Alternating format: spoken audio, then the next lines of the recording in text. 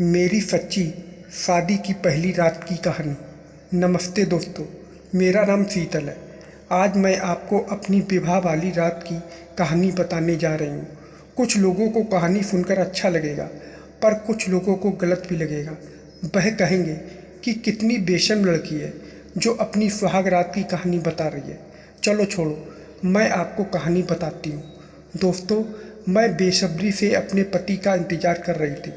रात के तकरीबन 12 बज चुके थे और बैठे बैठे मेरी कमर अकड़ गई थी, लेकिन मेरे दिल में एक अजीब सी घबराहट और खुशी थी।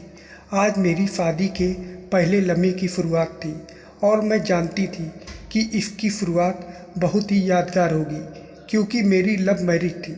मुझे पूरा यकीन था कि जिस तरह सूरज के साथ मेरी मोहब्बत बहुत खूबसूरती के साथ पनपी थी, वैसी ही मेरी नई ज़िंदगी का हर दिन खुशियों से भरा होगा। बचपन से शादी का सपना देखने वाली हर लड़की की तरह मैं अपने पति के इंतज़ार में मरी जा रही थी। दिल चाहता था कि जल्द से जल्द वह मेरे पास आ जाए और आज की रात हमारे लिए खास बन जाए। दरवाजे पर आने वाली हर आहट पर मेरे कान टिके थे। तभी दरवाज़ा ज़ोरदार आवाज़ के साथ खुला तो मैं एकदम से उछल गई। मेरा दिल ज़ोर ज़ोर से धड़कने लगा और सांसें तेज तेज चलने लगीं। मुझे लगा कि वह कमरे में आ गया है। मैं शर्म से अपनी पलकें झपकाने लगी और नज़रें झुका ली। मैं खुद को संभालती अपनी धड़कनों को काबू में लाने की कोशिश कर रही थी।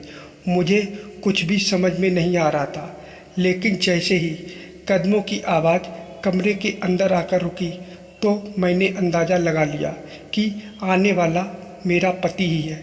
मैंने घबराकर नज़रें ऊपर उठाई तो उन्हें अपने बेड के पास खड़ा पाया। उनकी आंखों में एक अजीब सा भाव था जिसे मैं समझ नहीं पाई। कैसी हो? उन्होंने पूछा। मैंने नरमी से जवाब दिया, जी ठीक हूँ। मुझ पर नज़र पड़ते ही वह धीरे से मुस्कुराया, लेकिन फिर उसने तुरंत ही अपनी नज़रें झुका ली। कैसी हो?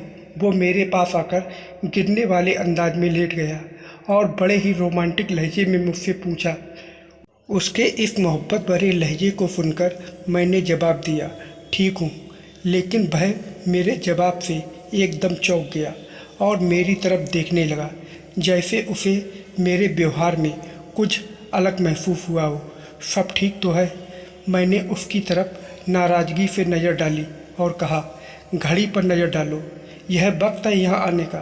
तो वो एकदम हंसते हुए बोला, अरे बस इतनी सी बात, अब मैं तुम्हें क्या बताऊं। जाने क्या हो गया था मेरे दोस्तों को, तुम्हें तो उनका पता ही है। वह लोग मेरी जान छोड़ ही नहीं रहे थे।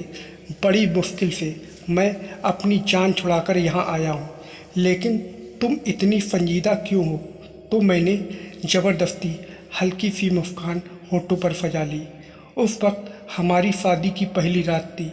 मैं सब कुछ जो भी शादी से पहले बुरा था भुला देना चाहती थी। इसीलिए जब सूरज ने मेरी तरफ प्यार से हाथ बढ़ाया तो मैंने एक पल की भी देर किए बिना उसका हाथ पकड़ लिया। उसकी मुस्कुराहट और गहरी हो गई। उसने कहा, तुम्हें पता है मेरी माँ ने कितने प्यार से सारी शादी की तैयारियां की थी। वह चाहती थी सब कुछ बिल्कुल परफेक्ट हो। हालांकि तुम तो जानती हो वह हमारी शादी के लिए तैयार नहीं थी, लेकिन सिर्फ मेरी खुशी के लिए वह मान गई और शादी के हर एक फंक्शन में उन्होंने बढ़ चढ़कर हिस्सा लिया। इसीलिए मैं तुमसे बस एक ही बात की मांग जरूर करूँगा, चाहे कुछ भी हो जाए। मेरी माँ की किसी भी बात पर तुम बुरा मत मानना, पर दिल की बुरी नहीं है, बस जुबान की थोड़ी कड़वी है। इसीलिए अगर उनकी तरफ से कोई बात हो भी जाए तो उसे इग्नोर कर दिया करना। तुम्हें पता है कि मैं उनका इकलौता बेटा हूँ। उनके कितने अपने अरमान में होंगे। ना जाने क्यों सूरज की बात सुनकर मेरे दिल के अंदर एक चुभन सी पैदा हुई। वह लगातार अपनी माँ और उनसे जुड़े हुए अरमानों की बातें तो कर रहा था, लेकिन मैं क्या महसूस कर रही हूँ इस बारे में वह बात ही नहीं करना चाह रहा था।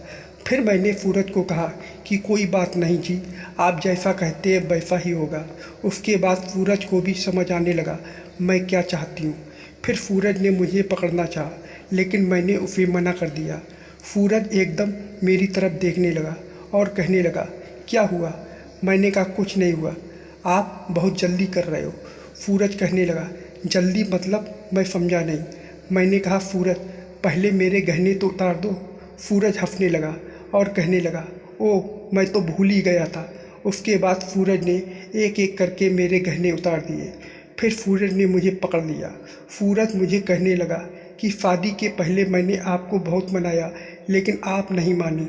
लेकिन आज तो आपको मेरी बात मानना ही पड़ेगा। मैंने सूरज को कहा, जी आपकी खुशी में ही मेरी खुशी है। उसके बाद सूरज ने मुझे पति का सुख दिया। जब सुबह हुई तो मैं बाहर निकलने में शर्मा रही थी, पर माहौल के मुताबिक सबको ऐसा बनना ही पड़ता है। तो दोस्तों, आप लोगों को यह कहानी कैसी लगी कमेंट करके ज़रूर बताइएगा, और वीडियो को लाइक और सब्सक्राइब करना मत भूलिएगा। वीडियो को पूरा देखने के लिए आप लोगों का बहुत बहुत धन्यवाद।